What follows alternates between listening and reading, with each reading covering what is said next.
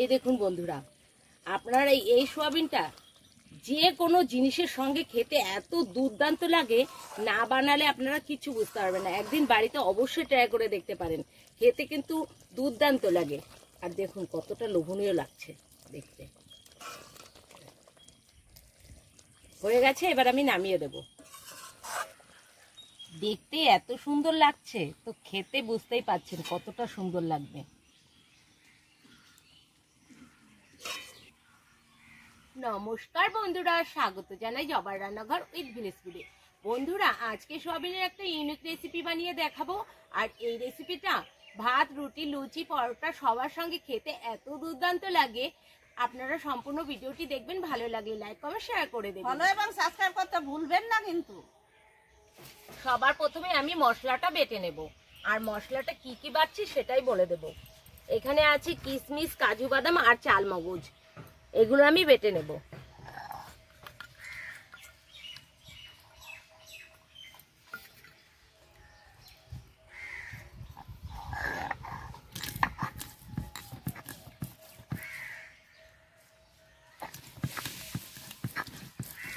বাটা হয়ে গেছে, এখন তুলে নেব।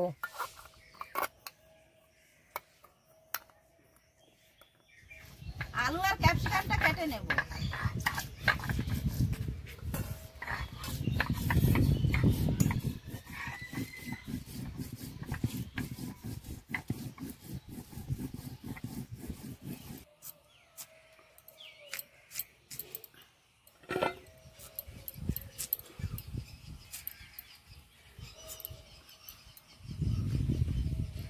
বন্ধুরা, আগে থেকে আমি জল বসিয়ে দিয়েছি, জলটা গরমও হয়ে গেছে। এখন দিয়ে দেব স্বাদ মতো লবণ। এবার সয়াবিনগুলো দিয়ে দেব। 2 প্যাকেটে 100 গ্রাম সয়াবিন আছে। সেদ্ধ করে নেব ভালো করে।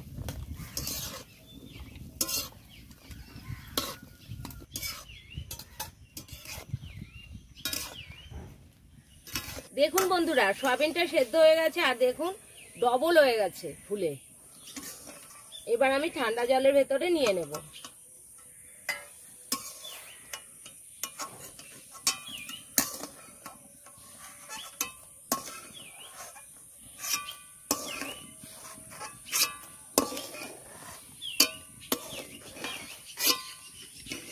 ক্যাপসিকামটা কেটে নেব।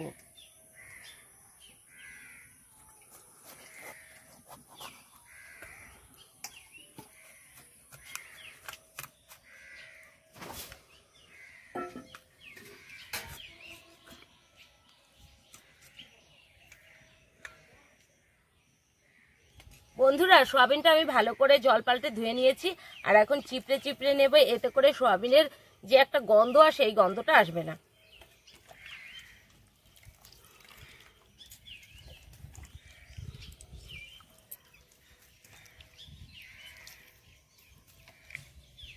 বন্ধুরা, টমেটো দুটো গ্রেট করে নেব।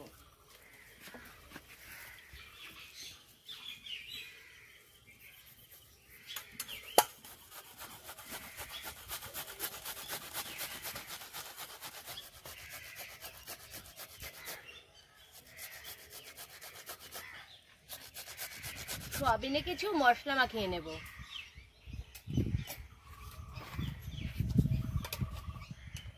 দিয়ে দেবো স্বাদ মতো লবণ,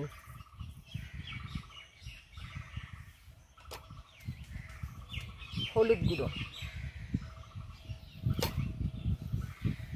লঙ্কার গুঁড়ো, দিয়ে দেবো বেসন, অল্প একটু দিয়ে দেবো গোলমরিচের গুঁড়ো,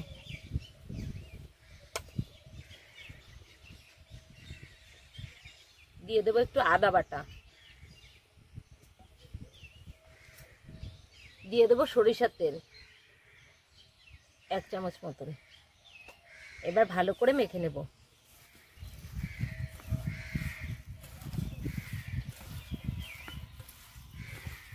মশলাগুলো দিয়ে খুব ভালো করে মাখিয়ে নিয়েছি। এইবার গরম মশলার গুঁড়োটা লাস্টের দিকে দিতে হবে। গরম মশলার গুঁড়োটা দিয়ে এবারও আমি ভালো করে মেখে নেব। খুব ভালো করে মেখে নিয়েছি। এবার কিছুক্ষণ রেস্টে রেখে দেব। কড়াই গরম হয়ে গেছে, এবার তেল দিয়ে দেব। তেলটা ভালো করে গরম করে নিয়েছি, এবার সয়াবিনগুলো ভেজে নেব।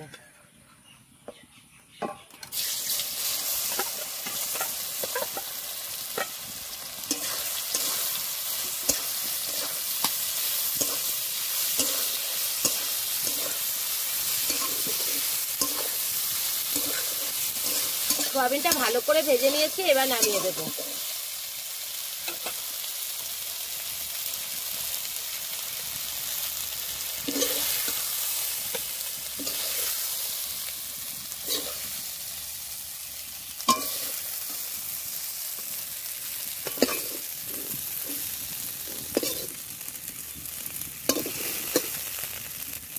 এবার আলুগুলো ভেজে নেব।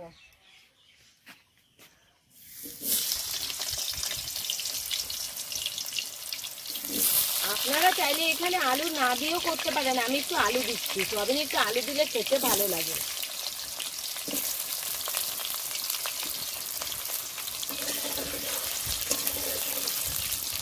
দিয়ে দেবো স্বাদ মতো লবণ, অল্প একটু হলুদ গুঁড়ো। এবার আলুগুলো ভালো করে ভেজে নেব।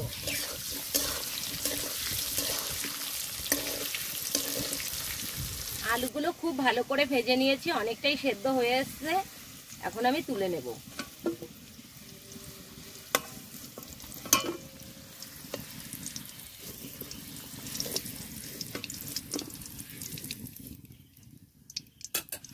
এবার ক্যাপসিকামগুলো দিয়ে দেব, হালকা করে ভেজে নেব। আপনারা চাইলে এই তরকারিটা আপনারা অবশ্যই সাদা তেল দিয়ে করতে পারেন, আমি সরষের তেল দিয়ে করছি।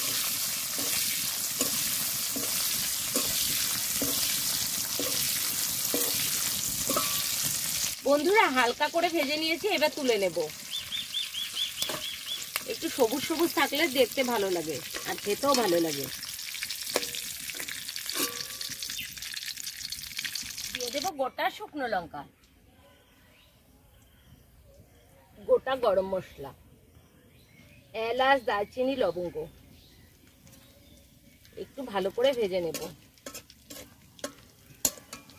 এবার দিয়ে দেব গোটা জিরে। এবার সবকটা ভালো করে ভেজে নেব।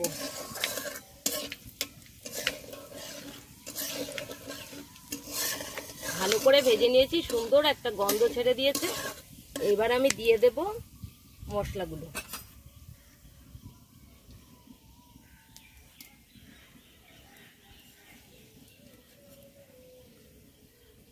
দিয়ে দেব আদা বাটা, শুকনো লঙ্কা বাটা,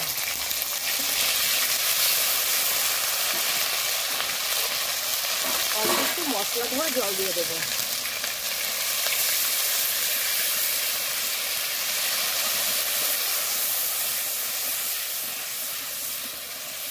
এবার দিয়ে দেবো টমেটোর পিউরি।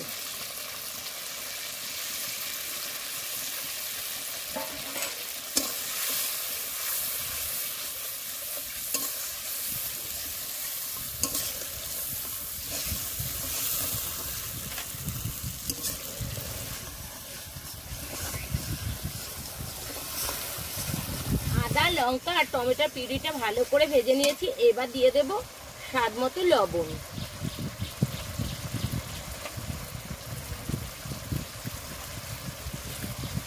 এক চামচ হলুদ গুঁড়ো,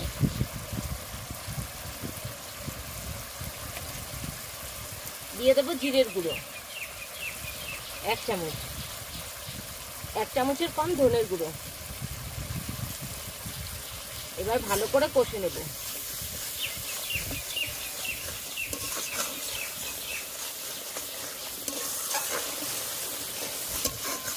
মশলাগুলো ভালো করে কষে নিয়েছি। এইবার দিয়ে দেবো কাজু বাদাম, চালমগজ আর কিশমিশ বাটা।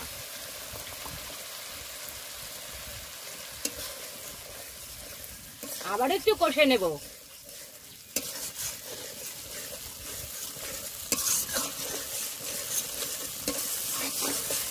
মশলা ভালো করে কষে নিয়েছি, তেলও ছেড়ে দিয়েছে। এইবার দিয়ে দেব ভেজে রাখা আলুগুলো।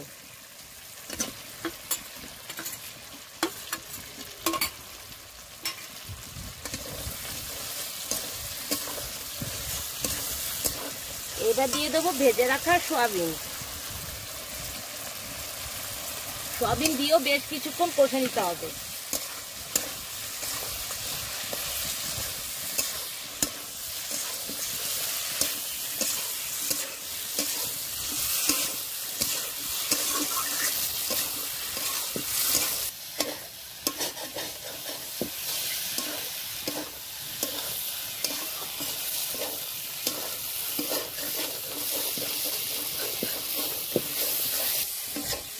মশলাটা দিয়ে 5 মিনিট ভালো করে কষে নিয়েছি। এবার জল দিয়ে দেব। গরম জল দিচ্ছি, এখানে গরম জলটা দিলেই ভালো হয়।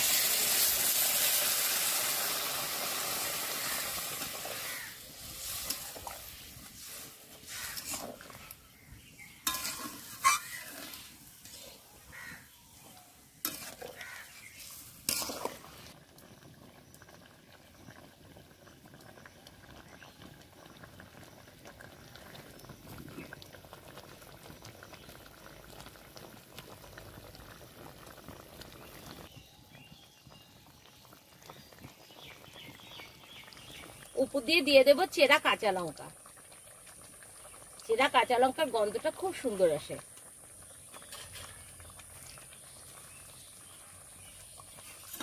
এবার দিয়ে দেবো ভেজে রাখা ক্যাপসিকাম।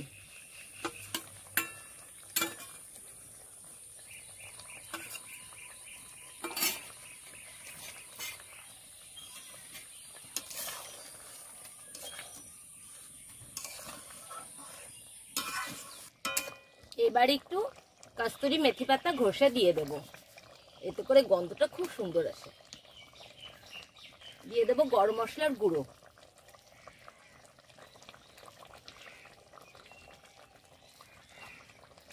নিরামিষ তার জন্য একটু ঘি দিয়ে দেব, এতে করে স্বাদটা দ্বিগুণ হবে।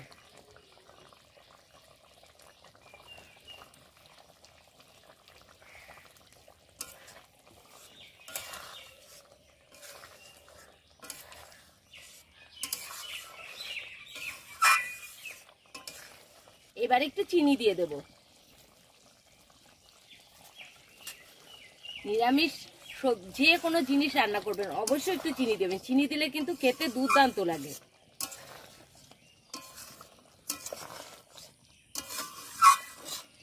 দেখুন কতটা লোভনীয় লাগছে।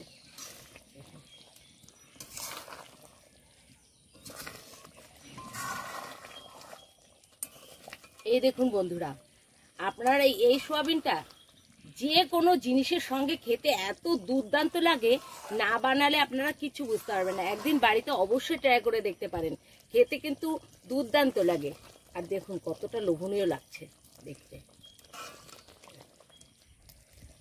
হয়ে গেছে, এবার আমি নামিয়ে দেব।